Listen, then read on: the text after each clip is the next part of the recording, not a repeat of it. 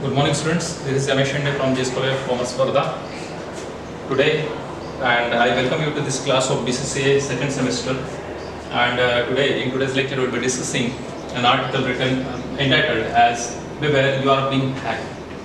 You are being cracked." Okay. Entitled as "Beware, you are being cracked," and it's written by Sugandha Bhattacharya. Presently, is working at Slough College, Nagpur. So before going into depth of this article, I would like to give you some information about the author, Sugandha Bhattacharya. So this from the title itself, you can understand that beware, सावधान रहिए, you are being tracked. कोई ना कोई आपको track कर रहा है, कोई ना कोई आपका पीछा कर रहा है, something like this. Okay. So this is about what? This is about online frauds. This is about email. This is about online transactions, and how many times you are tracked by some certain people or a group of people, maybe from India, maybe from outside India. Okay, so this kind of watch is kept on you when you go ahead with online transactions. That's why this is a kind of warning for all of us. Okay, who do indulge or who somewhere okay are associated with this kind of transaction, that is online transaction. So this is a kind of warning by Sugandha Bhattacharya to be very alert while doing online transactions. Okay, safety is always better. So Dr. Sugandha Bhattacharya is a teacher, poet, quiz master, translator and a theatre person. He has won a British Council All India Poetry Prize in his translations have been published by the prestigious Oxford University Press, and he has acted in over 150 plays in English, Bengali, Marathi and Hindi.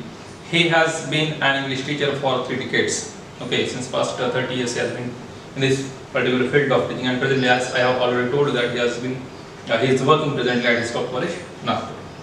Now some outline of this article here in the form of chapter or lesson. Okay, so digital crime came into existence almost since the birth of computers, right?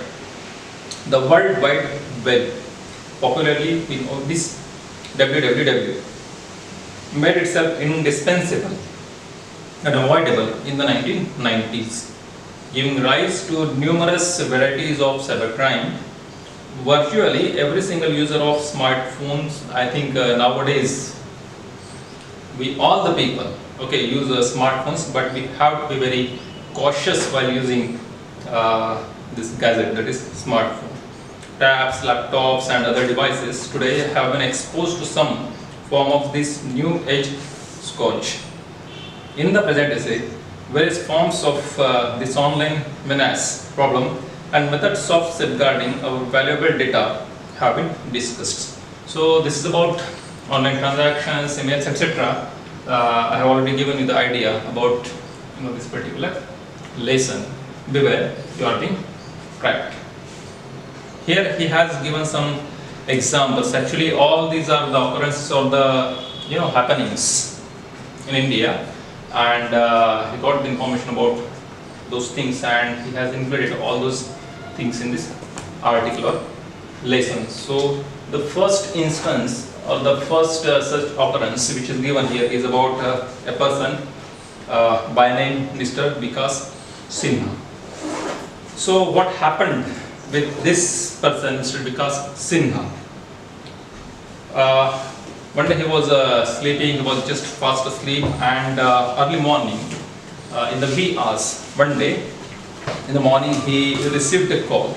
Okay, he was fast asleep and his sleep was disturbed by that call, and that's why, as he was in the state of sleep only, he took the phone which was there beside of his cord, and he heard the voice from the other end, and that voice seemingly was from the bank. Okay, and that person wanted to know the details of his credit cards, debit cards, whatever. Okay, bank related cards.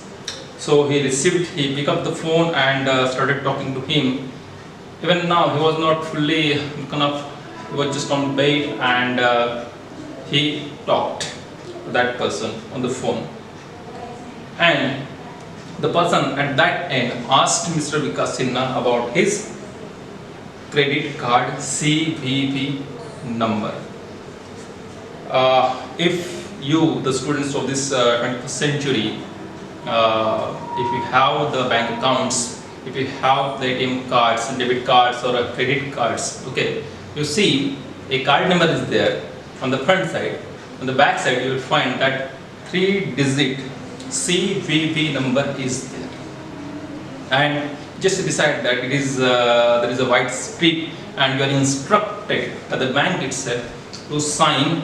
Nowadays we see the cards with your names printed on those cards. Okay, but you will find that 3-digit CVV number is there. It is very important, and you should be very cautious while sharing. Actually, you should not share that CVV number because it can be used for any transaction. Okay, online transaction, and you may be deceived if you reveal or share this number to the anonymous persons, okay, who you do not know. Okay, so in that state of mind, when I was just on bed, he received the call and talked to that person. He was not aware what will be happening after he shared that number with the person from the other end on phone. But he shared that number and told the number, CVV number. All that happened.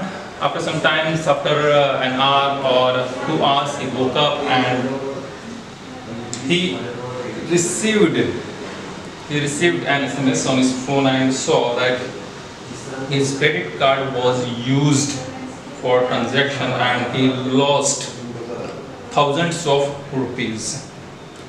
Here he became the victim to this online fraud. In your life also you might have encountered, okay, to such things. Okay, I also personally had received one call from such a fraudster, but as I had the information that such things happens and the officials from the banks generally do not call you. Even you have any work there, okay, or they have some work with you, then definitely they call you to the branch. But on phone they do not ask you for any CVV number or your credit card number or debit card number or ATM, etc.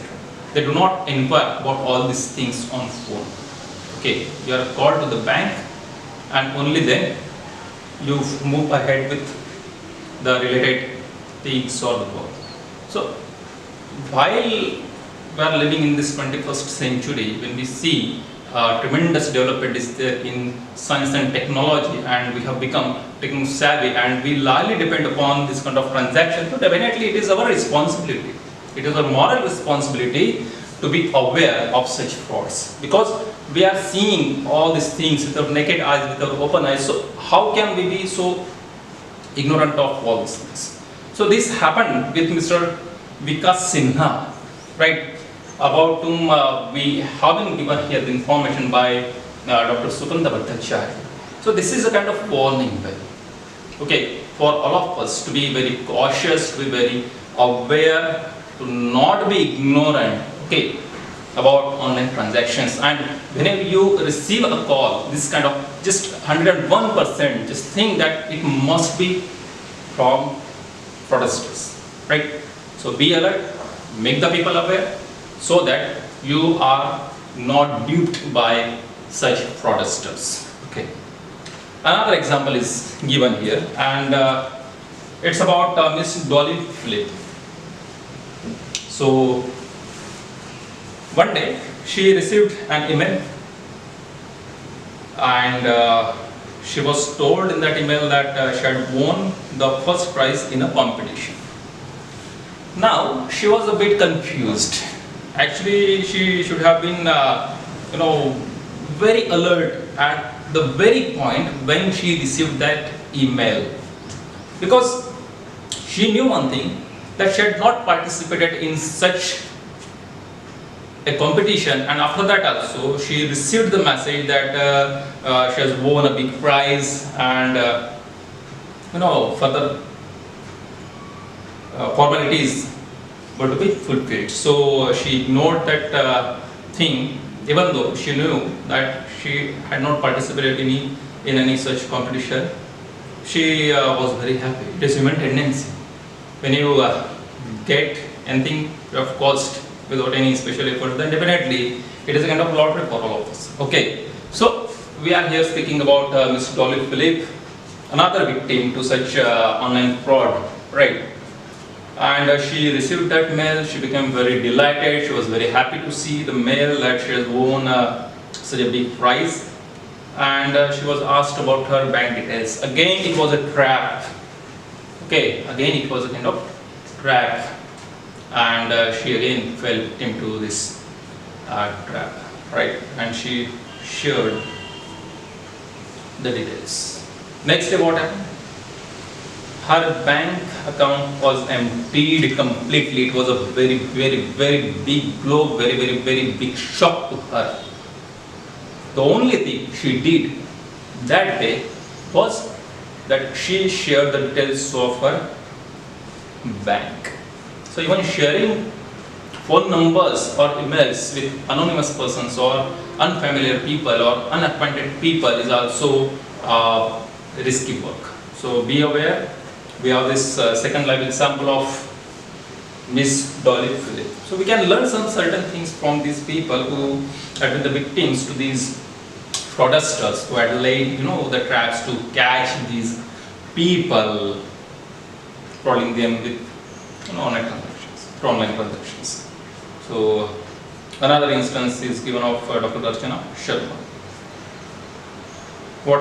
What happened when she reached her office one morning and started her laptop? She saw that nearly all the data which was there on her PC had turned into unreadable junk text. It means she was not able to read the data which was there in her PC or laptop.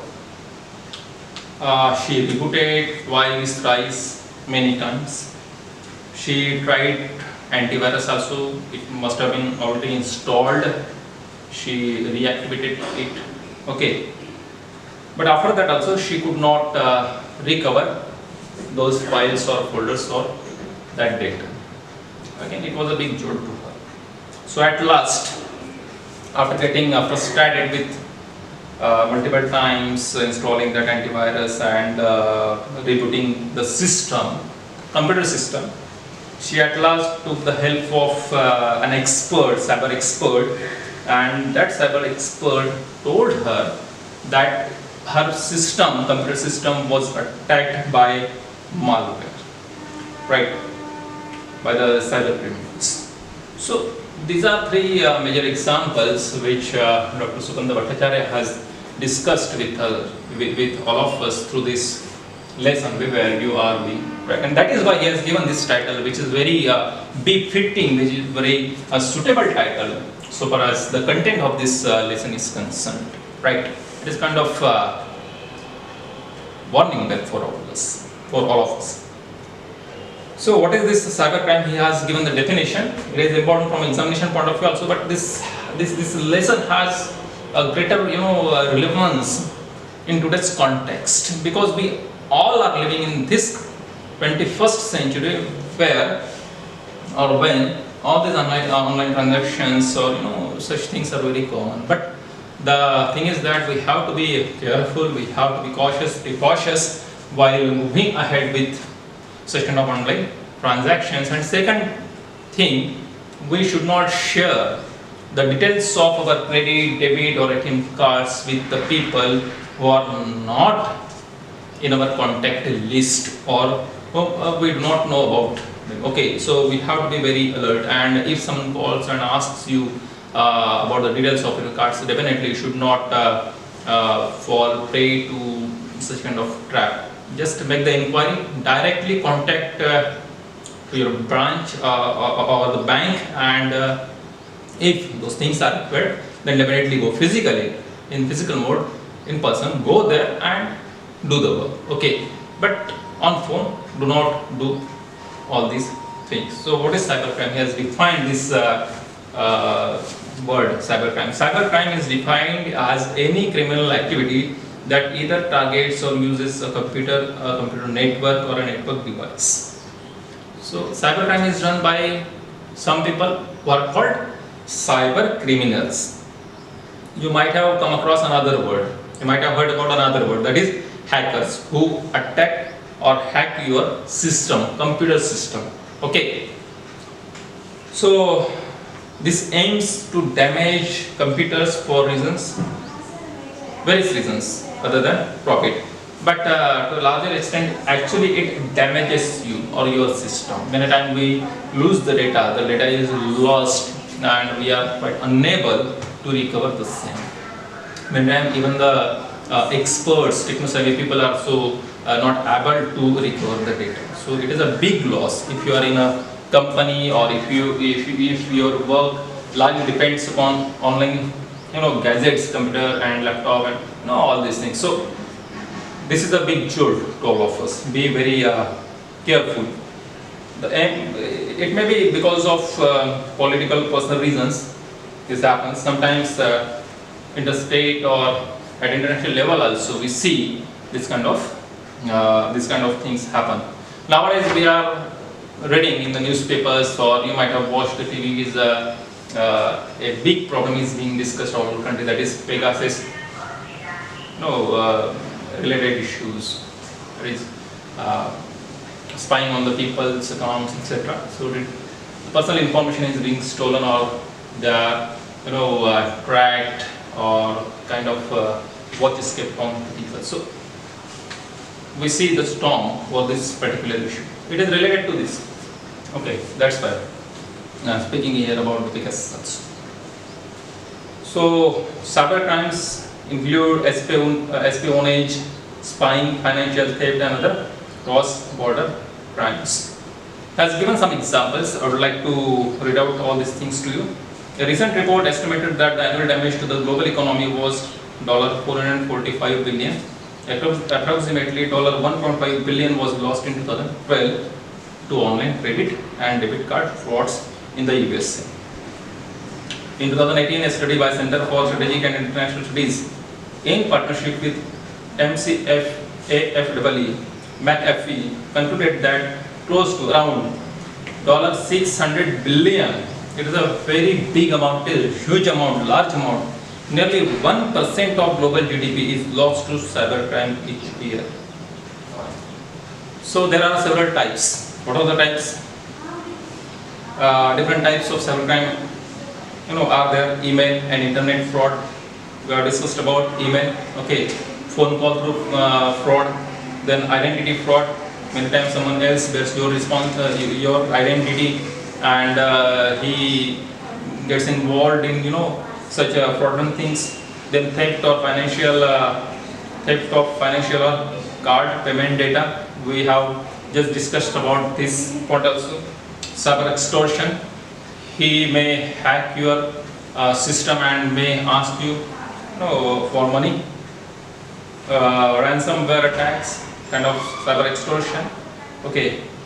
Cyber crypto jacking, where hackers mine cryptocurrency using resources they do not know, etc. Cyber espionage, kind of tracking of yours. So, and all these things are done, targeting your computers. So what should be done? I have given some other details also of malware attacks, and then phishing, then distributed DOS attacks, etc. So let's see that also. Malware. What is this malware? A malware attack is where a computer system or network is infected with a computer virus or other type of malware. Kind of virus, which attacks your system, your computer system. Many times it hacks your system or steal data from your system, from your computer, and then you are blackmailed. Kind of snooping is also done, spying, snooping or spying. Espionage, we can call it. A famous example of malware attack is given here by Dr. Sugandha Bhattacharya. It's about, WannaCry ransomware attack, a global cybercrime committed in May 2017. It took place in the year 2017. It was a big attack. When the WannaCry ransomware attack hit 230,000 computers, it is not anywhere a small number. Okay, how many computers were attacked? Just imagine, 230,000 computers were affected across 150 countries. It is not the local issue, it is not the issue of this country only, okay? Across the globe, around 150 countries and the systems, okay, targeting 230,000 computers. So it was under attack by ransomware, kind of virus. Then what is phishing? Phishing. Many times we receive the emails from anonymous people, the people who are not acquainted to us, and those emails do not appear in the inbox of your mail. Instead, you find those mails in the spam. Okay, and when many times, not always, and when you try to open that, your data is stolen, your system is hacked. So this is a strict warning by Sugandha Bhattacharya to not open the mails received by your system in your spam box. Okay, so the phishing, what is it? Is a kind of a campaign. When a phishing campaign is when spam emails or other forms of communication are sent en masse with the intention of tricking recipients, means you, me, into doing something that undermines, that destroys your security or the security of organization they work for. So, famous example of phishing is also given. A famous instance of a phishing scam from 2018, which took place in the year 2018, was one which took place over the World Cup. According to reports, the World Cup phishing scam involved emails that were sent to football fans. In 18, World Cup tournaments were organized and some mails were sent to the fans. Okay, these spam emails tried to entice, tried to attract, fascinate, entice fans with fake free trips to Moscow, where the World Cup was being hosted. It was to be arranged in Moscow, the capital city of Russia, and some cyber criminals targeted a particular group of people, okay, identified as World Cup lovers. So those people, those criminals sent the mails to the football lovers or football fans, and they assured, or they enticed them with free trips to Moscow, and that also free of cost. It does not happen. We have to pay the travel expenses. Okay, but it was happening. It was kind of just trapped by those cyber criminals. So, and this way, when many of the recipients, many of people opened the mails, they were deceived and their personal data was stolen. So, all these are the things. So, how we can protect ourselves against this cyber crime? We have to be alert and very cautious while operating computer or the computer system. So what should we do? What can we do? Right? Some certain things are there to be done so far as this online transaction or computer related work is concerned. So first of all, we should regularly update software and operating systems. Regularly, from time to time. Whenever the updates are there, we must do that. Okay. Second, we must use antivirus software, okay, to keep it updated. Do not use very big password. Many times the students or even the people use contact numbers or phone numbers or someone else's name or say general things. So your password should contain the numbers as well as words, some special characters also, if it is allowed by the system itself, so that your computer is safe. Okay, your password is very strong and no one else can encroach onto it and steal data from it. Okay, it should not be easy to break your password, so that you are at a safer side. So far as computer system is concerned, never open attachment in spam mails. If the mail is received in your inbox, mailbox, only then open it. If it is in spam, do not go for it. Do not open it. Okay, do not click on it. Not clicking on links in spam emails or untrusted website. When you visit www, World Wide Web, do not just click on any which you are not aware of. Okay, website. Be very cautious, and if any time you are sent such a link, do not click on it. Okay, it may be kind of virus. Never giving out personal information unless secure. Don't share your personal information with the people whom you do not know. Next, contacting companies directly about suspicious requests. If you find any such kind of problem, directly contact to the companies. And then, being mindful of which website URLs we visit. So when you visit the website, URL is there, the address is there. So be cautious. And lastly, keeping track of our bank statements. This facility is provided by nearly all the banks across the world today. That every 3 months or even by some banks you are being, contacted or through mails. So far as your bank statements are concerned, so you are given the details of bank transactions, okay, monetary transactions with the banks. So we have to be cautious, we have to be alert, and this kind of warning is given by many people here, Sugandha Bhattacharya.